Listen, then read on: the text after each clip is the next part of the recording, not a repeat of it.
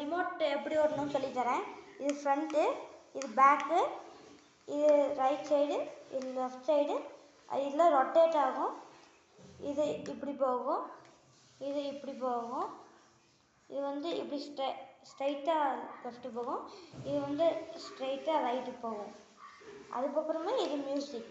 நாங்கள் எல்லாம் உங்களுக்கு போட்டு காமிக்கிறேன். ஃபஸ்ட்டு கார் ஆன் பண்ணிக்கலாம்.